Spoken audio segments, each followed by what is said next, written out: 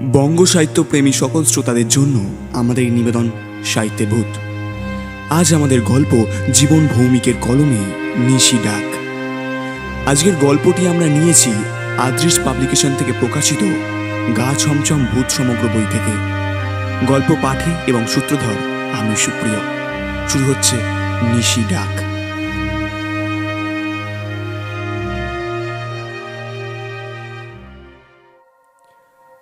ভূতের ভয় জিনিসটা আমার মধ্যে নেই বলেই হয়তো ভূত আমার কাছে অদ্ভুত।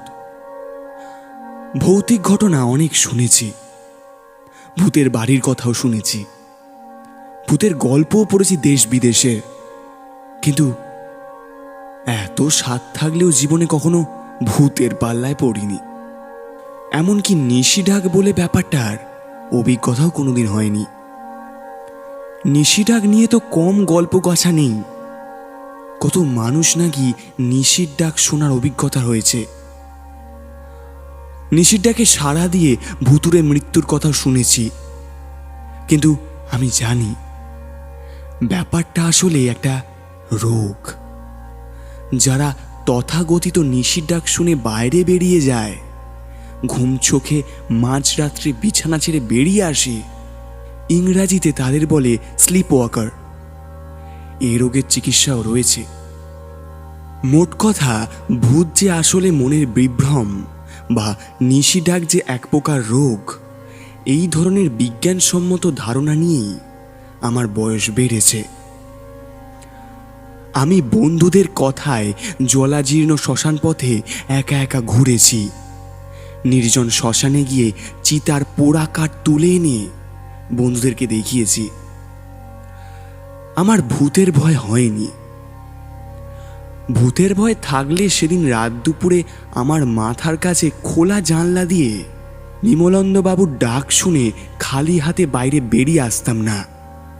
যদিও বিমলানন্দবাবু আমার পরিচিত সজ্জন লোক, তবুও সেদিন রাতের ঝড় বৃষ্টির আবহাওয়ায় বিমলানন্দবাবুর ডাক নিশির ডাকের মতনই মনে হওয়াটা স্বাভাবিক ছিল। চেনা জানা কণ্ঠস্বরেই নাকি ঘুম থেকে নিশি ডেকে নিয়ে যায়।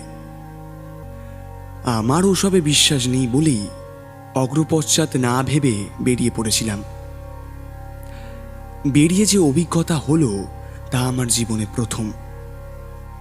বলতে গেলে আমার মনোচিত্রের মানচিত্রখানাই বদলে দিয়েছে। সেদিন বাড়ি থেকে 7-8 কিলোমিটার দূরে এক আত্মীয়ের বাড়ি বিয়ের নিমন্ত্রণ ছিল। রাতও হয়ে গেছিল বেশ। দিনকাল ভালো নয়, তাই গায়ে গয়না নিয়ে আমার স্ত্রী সেদিন বাড়ি ফিরতেই চাইলেন না। ছেলেকে নিয়ে বিয়ে বাড়িতেই রয়ে গেলেন। আমার নতুন বাড়ি, খালি ঘর রাখা চলে না, তাই আমি একা ফিরে এসেছিলাম। রাত তখন 10:30। লোডশেডিং চলছিল। আকাশে মেঘ ডাকছিল আর শনশন বাতাস। বাড়িতে ঢুকতে না ঢুকতেই বৃষ্টি আরম্ভ হলো। চিমনি ল্যাম্প জ্বালিয়ে ঘরের জানলা খুলে দেবার সঙ্গে সঙ্গেই বাইরের দমকা বাতাসে ল্যাম্প নিভে গেল।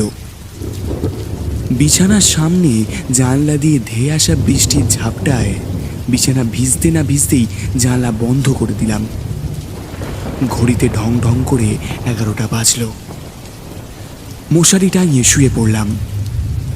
বাইরে তখন তুমুল বৃষ্টি আর মত্ত হাওয়ার দাপাদাপি। মাথার কাছে বন্ধ জানলাটায় বাতাসের মাথা খুঁটছে, শব্দ হচ্ছে ঠক ঠক করে। কখন ঘুমিয়ে পড়েছিলাম জানি না। একসময় টের পেলাম মাথার কাছে জানলাটা খোলা। চোখ ফেরাতেই না ফেরাতেই কানে বাজলো পেটানো ঘুড়ির শব্দ, ঢং ঢং করে 2 বার। মানে রাত 2টো।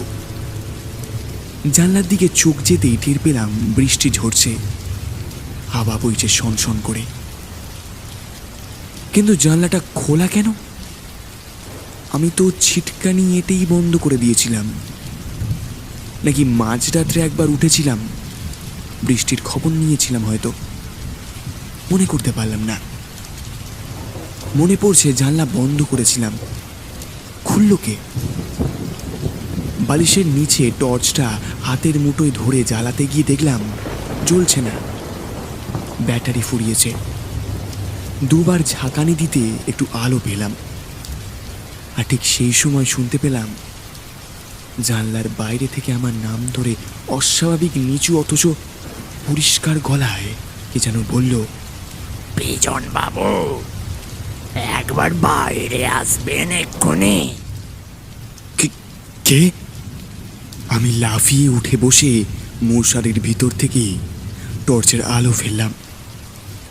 টর্চের মরা আলোতেও জানলার দিকে মুখ লাগানো বিমলেন্দু বাবুকে চিনতে অসুবিধা হলো না। আমি বেহেলা ঠাকুরপুকুর অঞ্চলে নিজের বাড়ি করে এসেছি প্রায় 2 বছর হলো। বিমলেন্দু বাবুর সঙ্গেই আমার প্রথম আলাপ। পরস্পরের মধ্যে একটা বন্ধুত্বের সম্পর্ক গড়ে উঠেছে। বিমলেন্দু বাবু একজন স্কুল শিক্ষক, কয়েক মাস হলো রিটায়ার করেছেন। তার একটি মাত্র ছেলে, নাম সুবীর। বিমলেন্দু বাবুর স্ত্রী মারা গেছেন বছর 4 হলো। ছেলেটাকে নিয়ে ভদ্রলোক মোটেই শান্তিতে নেই, লেখাপড়া করল না, আজে বাজে সঙ্গ মিশে ছেলেটা নষ্ট হয়ে গেছে। বিমলেন্দু বাবুর মতন একজন সজ্জন শিক্ষকের এরকম মস্তান ছেলে কেউ কল্পনাও করতে পারে না, কিন্তু সবই ভবিতব্য। যাই হোক, এই দুর্যোগের রাত্রে বিমলেন্দু বাবুকে আচমকা শিওরের কাছে দেখে আমি যে একটু হতচকিত হয়ে গেছিলাম সেই বিষয়ে সন্দেহ নেই। এমনকি অস্বীকার করব না, এই সময় আমার মনে নিশির ডাকের কথাও এসছিল। বিমলেন্দু বাবুর সঙ্গে সকালবেলাতেই বাজারে দেখা হয়েছিল, অনেক রকম কথাবার্তা হয়েছিল, তাকে বেশ স্বাভাবিক বলেই মনে হয়েছিল। কিন্তু রাত্রে আমার মাথার জানলার কাছে যে বিমলেন্দু বাবুর মুখ দেখেছিলাম তা ছিল আর্ত ও বিষণ্ণ। বিমলেন্দু বাবু এবার কর্কশ গলায় বললেন, আগে বাইরে আসুন, সব বলছি, দেরি করবেন না। চটপট গায়ে জামা চাপিয়ে দরজায় তালা দিয়ে আমি বেরিয়ে এলাম। হাত দিয়ে ইশারা করে বিমলেন্দু বাবু বললেন, আসুন তাড়াতাড়ি। তার পরনে লুঙ্গি, গায়ে গেঞ্জি। বিমলেন্দু বাবু বেশ কিছুটা এগিয়ে গেছেন পুকুর পাড়ের রাস্তা ধরে। আমি বলি, আরে মশাই, ব্যাপারটা কি হয়েছে আগে বলবেন তো? বিমলেন্দু বাবু জবাব দিলেন, আসুন তাড়াতাড়ি, আমার ছেলেকে ওরা খুন করার জন্য ধরে নিয়ে গেছে। এই পাড়ায় সব কাপুরুষের বাস, এ সময় ডাকলে কেউ সাড়া দেবে না, তাই তো আপনার কাছে এলুম। আপনাকে তো আমি চিনি। আমাদের বাড়ি ছাড়িয়ে পুকুর পেরিয়ে গাবতলার বাগানের দিকে ছুটতে ছুটতে কথাগুলো বললেন বিমলেন্দু বাবু। আমিও ছুটছি তার পিছন পিছন। খুন করার জন্য তার ছেলেকে কারা ধরে নিয়ে গেছে, অথচ ভদ্রলোক বাইরে পাড়া না জাগিয়ে চুপি চুপি আমাকে এই রাত দুপুরে কোথায় নিয়ে চললেন? নিশির ডাকের ব্যাপারটা আমার মনে এলো, কিন্তু কিন্তু আমার চোখে তো তন্দ্রার লেশ মাত্র নেই। 100% জেগে আছি। সম্পূর্ণ জ্ঞানতেই আমি বিমলেন্দু বাবুর বিপদে সাহায্য করতে চলেছি। নিশি ডাক ফাঁক সব বাজে, ভূতেরাও এমন কাণ্ড করতে পারে না। গাবতলার বাগানে এসে দেখি তিনি নেই। আশ্চর্য, বিমলেন্দু বাবু চকিতে কোথায় লুকিয়ে পড়লেন? গাবতলার বাগানটায় কুখ্যাতি আছে, একসময় নাকি এইখানে অনেক খুনটুন হয়েছিল। দিনের বেলাতেও কেউ এই বাগানে ঢোকে না। এমন জায়গার সামনে আমাকে এনে তিনি পালিয়ে গেলেন কেন? কোনো কুমতলব নেই তো? কার মনে কি আছে বলা যায়? আমি নিজেকে ঠিক নিরাপদ মনে করতে পারছিলাম না। ঘরে ফিরে যাবার জন্য মনস্থির করলাম, এবং তার আগে একবার আমি বিমলেন্দু বাবুর নাম ধরে জোরে ডাকলাম, বিমলেন্দু বাবু, ও বিমলেন্দু বাবু। তার কোনো সাড়া পেলাম না। কিন্তু আমার ডাকের সঙ্গে সঙ্গে বাগানের ভিতর থেকে দুর্দার শব্দ করে যেন ছুটে ছুটে চলে যাবার শব্দ পেলাম। কে? কারা পালায়? এই কথা বলতে বলতে আমি বাগানের ভিতরে ছুটে যাই। আবছা আলোতে দেখি একটা গাছের সঙ্গে দড়ি দিয়ে বাঁধা একটা লোক। চারিদিকে একবার দেখে নিলাম। বাগানের এক প্রান্ত থেকে আর একদল শিয়াল ডেকে উঠল, অপর প্রান্ত থেকে আর একদল শিয়াল যেন বলল। কিন্তু আসল ব্যাপারটা যে কি হলো আমি তখনও বুঝতে পারছিলাম না। বিমলানন্দ বাবুকে কি দুষ্কৃতীরা গাছের সঙ্গে বেঁধে রেখেছে? নিজের প্রাণ বিপন্ন ভেবেও আমি পিছু হাঁটলাম না। কিছু কিছু ক্ষেত্রে ভয় পেলেই বিপদ ঘনিয়ে আসে। এই অবস্থায় সাহসেরই জয় হয়। আমি আর একটু এগিয়ে গিয়ে দেখলাম গাছের সঙ্গে বাঁধা লোকটার মুখও কাপড় দিয়ে বাঁধা। মুখের কাপড় খুলে দিতে চিনতে পারলাম বিমলানন্দ বাবুর ছেলে সুবীর। তখনও জ্ঞান নেই মনে হলো। দড়ির বাঁধন খুলে দিতেই সে মাটিতে পড়ে গেল। যারা সুবীরকে ধরে এনেছিল তারা হয়তো আচমকা আমার গলার আওয়াজ পেয়ে গিয়ে পালিয়ে গেছে। তবু তারা আমাকে অনুসরণ করছে কিনা, বা আততায়ীদের মতন আমার উপরও ঝাঁপিয়ে পড়বে কিনা, এসব চকিতে আমার মনে আসছিল। আমি বিমলানন্দ বাবুকে কাছাকাছি দেখতে না পেয়ে সুবীরকে পাঁজা কোলা করে ওদের বাড়িতে নিয়ে এলাম।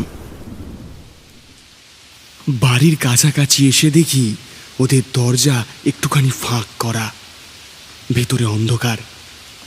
সুবীরকে দরজার সামনে নামিয়ে নিলাম। তার জ্ঞান ফিরে এসছে, কিন্তু সে কাঁপছে।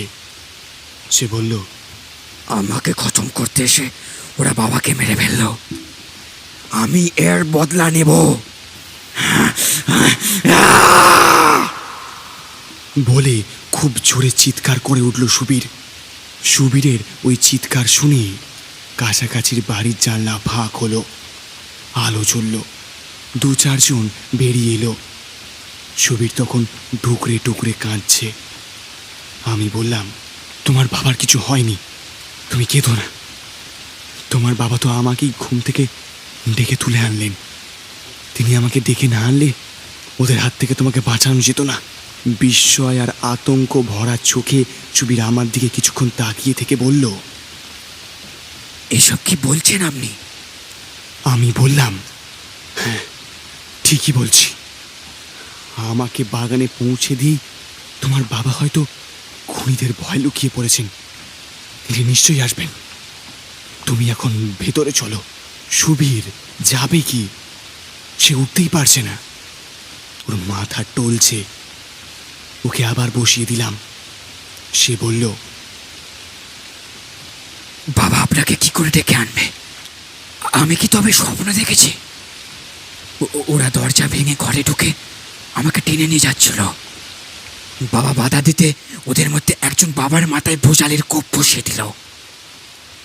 আমার চোখের সামনে বাবা লুটিয়ে পড়ল মাটিতে, রক্তে ঘর ভেসে গেল। সুবীর আর কিছু বলতে পারে না, অজ্ঞান হয়ে যায়। আমার মাথায় সব তালগোল পাকিয়ে যাচ্ছিল।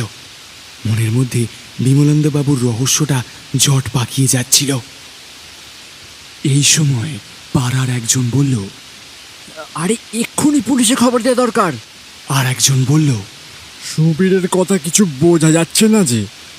বিজনবাবু বলছেন যে কিছুক্ষণ আগে নাকি বিমলানন্দবাবুই তাকে ডেকে এনেছেন। আমি বললাম, আপনারাই বলুন, বিমলানন্দবাবু না ডেকে নিয়ে এলে আমি রাত 2টোর সময় গাবতলার বাগানে যাব কি করতে? একজন বলল, ঠিক আছে, এসব কথা থাক। আপনি ঘরে ঢুকে আলোটা জ্বলে একবার দেখুন না। আমি বারান্দায় হেঁটে ঘরে গেলাম। চৌকাঠের কাছে কি পড়েছিল, ধাক্কা খেয়ে পড়তে পড়তে সামনে নিলাম। আলো জ্বালিয়ে দেখি চাপ চাপ রক্তে ঘর ভেসে যাচ্ছে। তার মধ্যে বিমলানন্দ বাবুর মৃতদেহ পড়ে আছে। পরনে তার সেই লুঙ্গি আর গেঞ্জি। সুবীরের কথাই ঠিক, কিন্তু আমাকেই কেন ঘরের জানলা খুলে গাবতলায় ডেকে নিয়ে গেলেন? কেন?